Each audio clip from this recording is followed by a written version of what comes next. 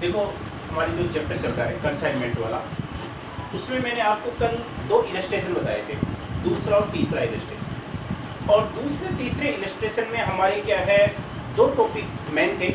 एक था आपके जो सेकंड इलस्ट्रेशन था उसमें नॉर्मल लॉस था, सामान्य हानि। और सामान्य हानि के लिए मैंने बताया था कैसे हम कैलकुलेट करते हैं।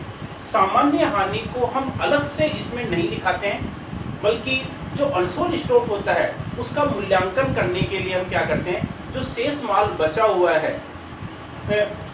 उसमें उसी को क्या है माल की कुल लागत मान लिया जाता है और फिर उसका मूल्यांकन किया जाता है। और एबनॉर्मल लॉस का मूल्यांकन किया जाता है तो उसमें क्या है माल का क्रय मूल्य, और क्रय मूल्य के साथ साथ उसमें प्रेषक और प्रेषणी के जो खर्चे होते हैं, यानी कि कंसाइनर और कंसाइनी के जो एक्सपेंसेज होते हैं वो भी उसमें लागत में जोड़ दिए जाते हैं। प्रेषक के पूरे खर्चे जोड़े जाते हैं, लेकिन एजेंट के खर्चे केवल गोदाम पर पहुंचने तक के ही शामिल किए जाते हैं। गोदाम पर पहुंचने के बाद के खर्चे लागत में शामिल नहीं किए जाते। और अगर नुकसान रास्ते में हो गया है तो खर्चे केवल प्रेषक के ही जोड़े जाएंगे, एजेंट के खर्चे फिर उसमें नहीं जोड़े जाएंगे क्योंकि नुकसान पहले हो गया है। अनसोल्ड स्टॉक का मूल्यांकन किया जाता है तो उसमें भी यही चीज़ है, उसमें भी माल के क्रय मूल्य पर खर्चे हैं वो जोड़े जाते हैं, लेकिन खर्चे भी कौन से, एजेंट के गोदाम पर पहुंचने तक के, उसके बाद के खर्चे शामिल नहीं किए जाते। कारण गोदाम पर पहुंचने के बाद के जो खर्चे होते हैं वो माल का विक्रय करने के लिए किए जाते हैं, जैसे सेलिंग एक्सपेंसेज है, गोडाउन रेंट है, एडवर्टाइजमेंट एक्सपेंसेज है, पैकिंग एक्सपेंसेज है, इंश्योरेंस एक्सपेंसेज है। ये सारे खर्चे माल की लागत में नहीं जोड़े जाते। ठीक है, तो इस प्रकार से हमने दूसरा तीसरा इलस्ट्रेशन किया था। आज मैं आपको इसका बुक का 4th इलस्ट्रेशन बता रहा हूँ, और इसका 4th इलस्ट्रेशन है पेज नंबर 287 पर 287 पर। इसमें दे रखा है 1 जनवरी 2016 को मुंबई के हिमी ग्लास वर्क्स ने भीलवाड़ा के पार्थ को, इसमें जो पार्थ है वो एजेंट है यानी कि कंसाइनी है, और हिमी ग्लास जो वर्क्स है वो प्रेषक है। 100 पेटी सामान प्रेषण पर भेजा जिसका लागत मूल्य 16,000 रुपये था। प्रेषक ने 1,000 रुपये रेल भाड़ा, 2,000 रुपये मजदूरी के चुकाए और रास्ते में 10 पेटी टूट गई। देखो इसमें नुकसान है, रास्ते में हो गया है तो खर्चे भी केवल वहीं तक के जोड़े जाएंगे जहां पर नुकसान हुआ है, यानी कि प्रेषक के खर्चे ही जोड़े जाएंगे। तो इसमें क्या है, कंसाइनमेंट अकाउंट बनाना है। तो कंसाइनमेंट में सबसे पहले डीआर साइड में माल जो प्रेषण पर भेजा गया है उसका लागत मूल्य, गुड्स सेंड ऑन कंसाइनमेंट। तो इसमें कंसाइनमेंट पर जो माल भेजा गया है उसका लागत मूल्य है 16,000 रुपये, तो हम 16,000 रुपये दिखा देंगे। ठीक है, इसके बाद में प्रेषक के जो खर्चे हैं वो हम इसमें दिखा देंगे। प्रेषक के जो खर्चे होते हैं वो किस नाम से दिखा देंगे, टू कैश के नाम से। ब्रैकेट में हम क्या लिख देंगे, एक्सपेंसेस। ठीक है, प्रेषक के जो खर्चे हैं वो इसमें दे रखे हैं 1,000 रुपये रेल भाड़ा, 2,000 रुपये मजदूरी के, यानी कि 3,000 रुपये टोटल एक्सपेंसेस हुए हैं, तो 3,000 रुपये दिखा देंगे। ठीक है, अब देखो इसमें आगे जो खर्चे हैं, एजेंट रास्ते में नुकसान हो गया है, रास्ते में नुकसान हो गया है तो खर्चे केवल यहीं तक के जोड़े जाएंगे। एबनॉर्मल जो लॉस होता है उसको हम इसमें कंसाइनमेंट में कहाँ दिखाते हैं, सीआर साइड में। तो वाई एबनॉर्मल लॉस, असामान्य हानि। अब असामान्य हानि है, हम देखो कैसे ज्ञात करेंगे। इसमें जो माल भेजा गया 100 पेटी, उसका लागत मूल्य है वो कितना है, 16,000 रुपये। प्रेषक के खर्चे हैं 3,000 रुपये, हम इसमें जोड़ देंगे तो माल का लागत मूल्य अब कितना माना जाएगा, 19,000। 100 पेटी का टोटल कितनी पेटी भेजी गई थी, 100 पेटी। 100 पेटी का लागत मूल्य 19,000 है। अच्छा, जो नुकसान हुआ है वो कितने का हुआ है, 10 पेटी का। तो इसी आधार पर निकाल लेंगे कि जब 100 पेटी माल का मूल्य 19,000 है तो 10 पेटी का मूल्य कितना है, वही एबनॉर्मल लॉस माना जाएगा। तो 19,000 बटे 100 इंटू 10, तो ये हो गया आपके 1,900 रुपये। 1,900 रुपये आपके एबनॉर्मल लॉस हो गया। इसको हम इसमें सीआर साइड में दिखा देंगे। हमने ये प्रेषक के खर्चे जोड़े हैं, एजेंट के खर्चे देखने की जरूरत ही नहीं है क्योंकि नुकसान रास्ते में ही हो गया है। एजेंट ने खर्चे बाद में माल जब प्राप्त किया उसके बाद में किए, इसलिए वो लागत में नहीं जोड़े जाएंगे। ये तो हो गया आपके अबनॉर्मल लॉस का। अब इसके बाद में बाकी जो खर्चे हुए हैं वो देखिए। इसमें देखा कि शेष पेटियां प्रेषणी ने संभाल ली और उसने चुंगी के 1000, विक्रय व्यय के 500 रुपये, गोदाम किराए के 500 रुपये चुकाए। यानी कि इसने एजेंट ने टोटल 2000 रुपये खर्चे किए हैं और 2000 रुपये जो खर्च किए हैं वो भी हम इसमें टीआर साइड में दिखा देंगे। लेकिन ये जो एजेंट के खर्चे होते हैं वो एजेंट के नाम से लिखे जाते हैं। टू पार्ट ब्रैकेट में हम लिख देंगे एक्सपेंसेस और एजेंट के जो खर्चे हैं वो इसमें कितने हो रहे हैं 2000 रुपये। तो ये 2000 रुपये हम दिखा देंगे, ठीक है। इसके बाद में देखा है कि उसने 75 पेटी 200 रुपये प्रति पेटी के हिसाब से बेच दी। एजेंट के द्वारा इसमें 200 पेटी बेची गई है और 200 पेटी जो बेची गई है वो 75 पेटी 200 रुपये के हिसाब से। एजेंट के द्वारा जो माल बेचा जाता है उसमें भी नाम किसका आता है, वही एजेंट का आता है। बाय पार्ट ब्रैकेट में हम क्या लिखेंगे, सेल्स। तो इसमें देखो कितनी पेटी बेची गई है 75 और एक पेटी कितने में बेची है 200 रुपये में। तो टोटल मूल्य है वो कितना हो गया 15,000। यानी कि इसके द्वारा 15,000 रुपये का माल बेचा गया है, ठीक है। 15,000 रुपये का माल बेचा गया है। अब एजेंट को जो कमीशन दिया जाएगा वो सेल्स पर दिया जाता है और कमीशन के लिए देखो इसमें क्या दे रखा है कि प्रेषणी को बिक्री पर 5% कमीशन दिए है। तो हमारी टोटल बिक्री है वो कितनी है 15,000। तो 15,000 का 5% निकाल लेंगे तो 15,000 का 5% कितना होता है 750। एजेंट को जो कमीशन दिया जाता है वही एजेंट का नाम लिखा जाएगा। टू पार्ट ब्रैकेट में हम लिख देंगे कमीशन। कितना हो गया 750। 5% है किसका 15,000 का, तो 15,000 का 5% कमीशन है वो होता है 750। ये 750 रुपये आता है, ठीक। अब यहाँ तो हो गया। अब इसके बाद में हम क्या करेंगे, अनसोल्ड स्टॉक का मूल्यांकन करेंगे। तो अनसोल्ड स्टॉक है उसका मूल्यांकन हम देखो कैसे करेंगे। अनसोल्ड स्टॉक का मूल्यांकन करने के लिए देखो इसमें टोटल 100 पेटी भेजी गई थी। 100 पेटी में से 75 पेटी बेची है। जो 25 थी उस 25 में से 10 तो रास्ते में नष्ट हो गई। इसका मतलब है कि एजेंट के पास में 15 पेटी बच गई। 15 पेटी जो बच गई तो उसका मूल्यांकन हम देखो कैसे करेंगे। देखो इसमें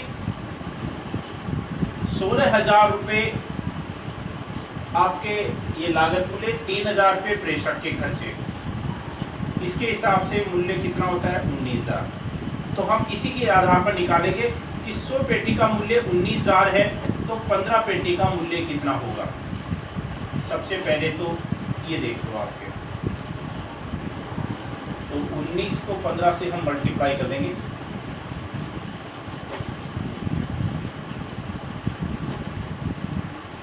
तो ये आ रहा है आपके 2850 रुपये, ठीक है। अब इसमें क्या है जो खर्चे हो रहे हैं,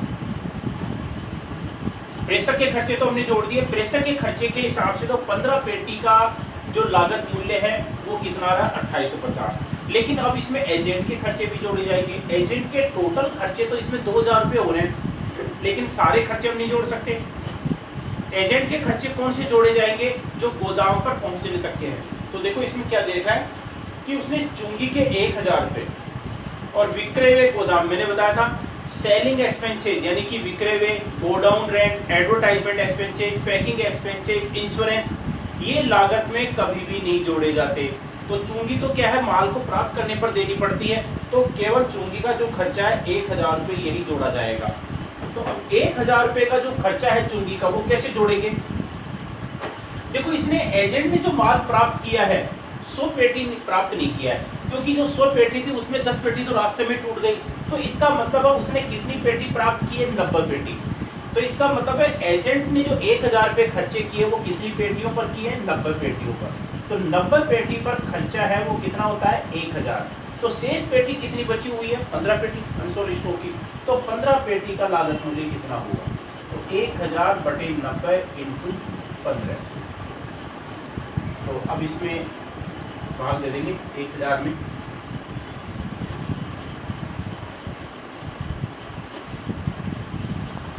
तो देखो एजेंट के जो खर्चे 1000 पे हुए थे वो कितनी पेटियों पर हुए थे? 90 पेटियों पर। तो 90 पेटी पर खर्चा होता है 1000, तो 15 पेटी जो अनसोल्ड स्टॉक की, तो कितना होगा? 166 रुपये 66 पैसे होते हैं। तो मैंने बताया 50 पैसे जो ऊपर होते हैं उसको हम क्या करते हैं? राउंड फिगर में कर लेते हैं। तो इसमें 66.5 से ऊपर होता है तो इसी के अंदर 1 जोड़ देंगे। तो इसको राउंड फिगर में अमाउंट कितना मान लेंगे? 167। तो ये 167 है, इसमें जोड़ देंगे। 2850 तो था ही है, ये आ गया आपके 3017। यानी कि अनसोल्ड स्टॉक का मूल्यांकन है वो हमने कितने पर किया है? 3017 पर किया है। इस प्रकार से, क्योंकि प्रेषक के खर्चे तो हमने पहले पूरे जोड़ दिए, लेकिन एजेंट के खर्चे तो शेष पेटियों पर हुए, उसी के अनुसार हम मूल्यांकन करेंगे। ठीक है, तो अब हमने सारी मदद दिखा दी। अब हम क्या करेंगे? इसका लॉस प्रॉफिट ज्ञात करेंगे। तो लॉस प्रॉफिट के लिए देखो, इसमें आपके डीआर साइड का जो टोटल है वो ज्यादा आ रहा है। डीआर साइड का टोटल ज्यादा आ रहा है तो इसका मतलब क्या होगा? लॉस बाय पी&एल के नाम से, बाय पी&एल ब्रैकेट में लिख देंगे लॉस। तो इसमें देखो आपके जो टोटल है वो आ रहा है 21,750 रुपये। ठीक है, 21,750 में से ये सीआर साइड का जो टोटल है वो हम घटा देंगे इसमें। तो देखो आपके कितना आ रहा है?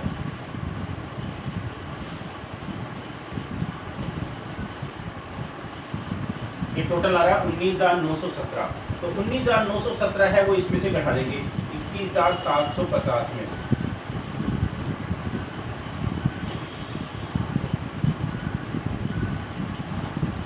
1833 रुपए का ये आपके लॉस हो।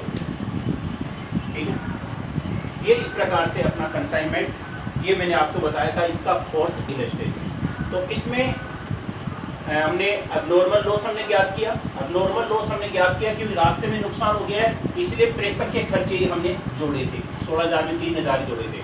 और अनसोल्ड स्टॉक का मूल्यांकन करने के लिए पहले प्रेषक के खर्चे जोड़ करके हमने कर लिए, और एजेंट के खर्चे फिर शेष माल पर हुआ था उसके अनुसार खर्चे हमने जोड़े थे। तो ये तो अपना हो गया इसका 4th इलस्ट्रेशन। अब देखो आपके इसका 5th जो इलस्ट्रेशन है वो देखिए।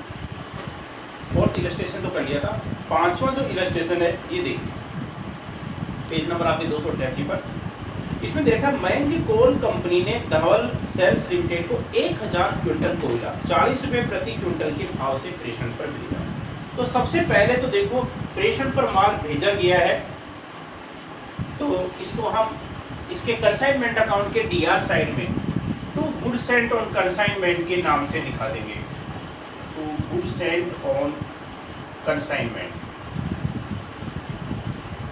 इसमें 1000 क्विंटल कोयला है और 1 क्विंटल का मूल्य 40। तो इसके हिसाब से इस कोयले का मूल्य है वो कितना हो गया? 40,000। तो पहले तो 40,000 ये दिखा देंगे। ठीक है, इसके बाद में प्रेषक के जो खर्चे होते हैं वो हम दिखा देंगे इसके डीआर साइड में टू कैश के नाम से। ब्रैकेट में हम लिख देंगे एक्सपेंसेस। सब में यही करना है, प्रेषक के जो खर्चे होते हैं टू कैश लिख देंगे, ब्रैकेट में लिख देंगे एक्सपेंसेस। तो इसमें देखो धवल सेल्स ने जो है, हाँ ये तो एजेंट है, इसमें प्रेषक के जो खर्चे हैं वो इसमें दे रखे हैं कि कोयले की लदाई पर 500 रुपये, रेल किराए के 3500 रुपये, यानी कि 4000 रुपये खर्चे हो गए। तो 4000 रुपये जो खर्चे हैं वो हम दिखा देंगे। ठीक है, इसके बाद में एजेंट के जो खर्चे हैं वो देखिए। एजेंट के जो खर्चे हैं इसमें प्रेषक तो है मयंक कोल कंपनी और एजेंट है धवल सेल्स लिमिटेड। तो एजेंट का जो नाम है वो हम लिखेंगे धवल सेल्स और ब्रैकेट में लिख देंगे एक्सपेंसेस।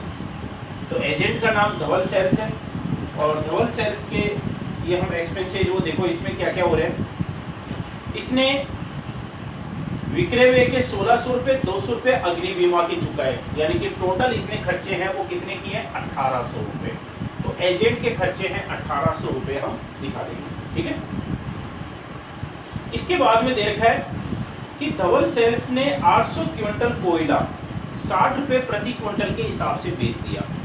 तो धवल ने जो बेचा है, माल बेचा गया, वो हम सीआर साइड में दिखाएंगे, नाम भी एजेंट का ही आएगा। धवल सेल्स, ब्रैकेट में हम लिखेंगे सेल्स, ये तो धवल सेल्स लिमिटेड है। और इसने जो माल बेचा है, कैसे बेचा है, 800 क्विंटल कोयला है 60 रुपए प्रति क्विंटल के हिसाब से। तो 800 को 60 से मल्टीप्लाई कर देंगे तो इसका अमाउंट है वो कितना आ जाएगा, 48,000 रुपये। तो 48,000 रुपये का जो माल बेचा गया है उसको हम दिखा देंगे इसकी सीआर साइड।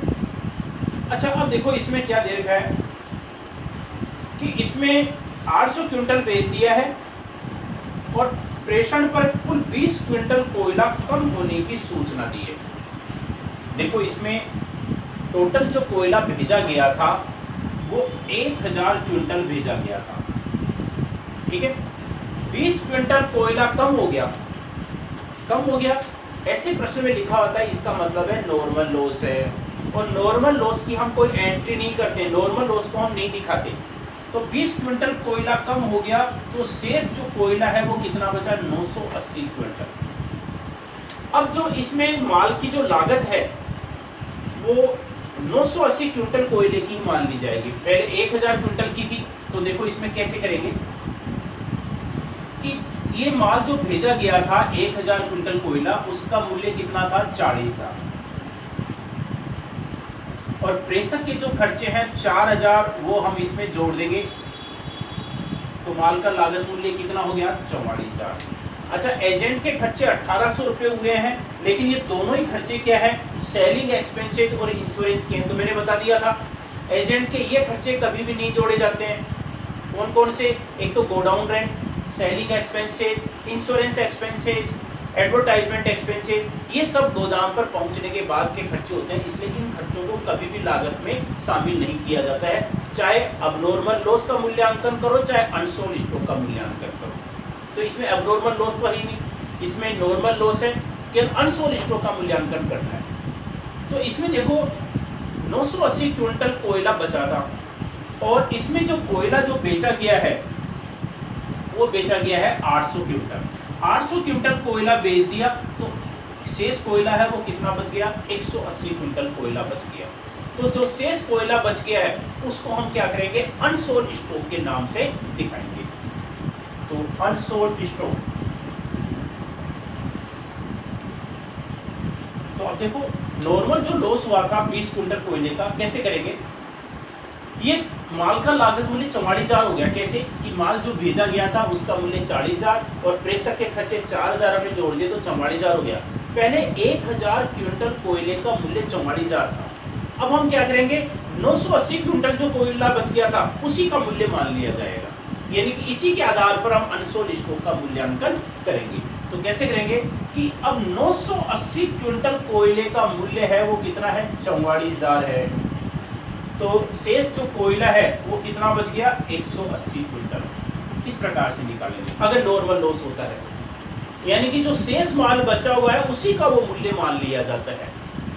और अगर ये नॉर्मल लॉस नहीं होता तो कैसे निकालते कि 1000 क्विंटल कोयले का मूल्य 44,000 है, तो 180 क्विंटल कोयले का मूल्य कितना होगा।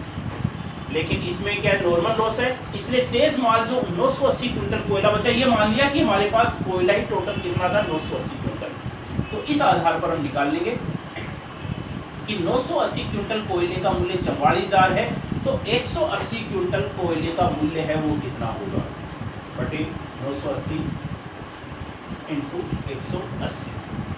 ठीक है, इस प्रकार से हमारे को ये करना है। तो इसके हिसाब से अगर इसको हम कैलकुलेट करते हैं तो इसका अमाउंट आता है 8,081.63। ठीक है, तो इसमें भी हम राउंड फिगर में कर लेंगे, इसमें पैसे लिखने की जरूरत नहीं है।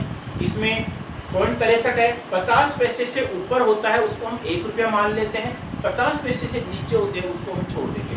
तो इसको पैसे में लिखने की जरूरत नहीं है, इसका हम राउंड फिगर में कर देंगे और इसका मूल्य है वो कितना मान लिया जाएगा, 8,082। तो अनसोल्ड स्टॉक का जो मूल्य है वो कितना मान लिया जाएगा, 8,082। ठीक है, अब इसमें अनसोल्ड स्टॉक का कैसे बताएं, बस इसका ध्यान रखना है कि 1000 क्विंटल कोयले में 20 क्विंटल कोयला कम हो गया, उसको कम कर दो, यानी कि अब कोयला ये माना जाएगा कि 980 क्विंटल कोयला था, कि 980 क्विंटल कोयले का मूल्य 44,000 कैसे आया था? माल जो भेजा गया था 40,000 का, ये 4,000 पे प्रेषक के खर्चे जोड़ दिए, एजेंट के खर्चे इसमें नहीं जोड़ेंगे क्योंकि ये खर्चे लागत में नहीं जोड़े जाते हैं, सेलिंग एक्सपेंसेस, इंश्योरेंस एक्सपेंसेस, तो 44,000, तो 180 क्विंटल कोयला बच गया था क्योंकि 800 क्विंटल बेच दिया था, तो 180 क्विंटल कोयला बच गया, तो 180 क्विंटल कोयले का मूल्य है वो कितना हो गया? 8,082। ठीक है, इस प्रकार से हम अनसोल्ड स्टॉक का मूल्यांकन करेंगे। अब देखो इसमें आगे, इसमें कमीशन जो है वो दे रखा है कि प्रेषणी को विक्रय पर 5% कमीशन दिया जाएगा। एजेंट को जो कमीशन दिया जाता है उसको हम इसके डीआर साइड में दिखा देंगे।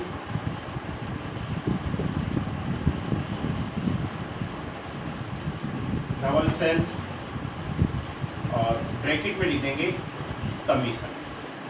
तो इसका 5% है और 5% किसका निकाला जाएगा? 48,000 का, कि हमारी टोटल सेल्स है वो 48,000 है, तो 48,000 का 5% है वो अमाउंट है वो कितना होता है? 2400। तो एजेंट का जो कमीशन है वो 2400 रुपये आ जाएगा। तो हमने क्या इसमें अब सारी मदद दिखा दी है। अब नॉर्मल लॉस इसमें था ही नहीं, अनसोल्ड स्टॉक का हमने मूल्यांकन कर लिया है, कमीशन हमने दिखाई दिया। अब हम क्या करेंगे? लॉस प्रॉफिट ज्ञात करेंगे। तो लॉस प्रॉफिट के लिए देखो इसमें टोटल है वो आपके सीआर साइड का ज़्यादा है, तो सीआर साइड का जो टोटल है वो आ रहा आपके 56,082, ये 56,082 आ रहा है। ठीक है, और डीआर साइड की जो मदें हैं वो हम क्या करेंगे? इसके टोटल में से घटा देंगे। तो ये आपके 44,000, 1,800 और 2,400, ये आ रहा आपके 48,200। तो 56,082 में से 48,200 हम इसमें से घटा देंगे।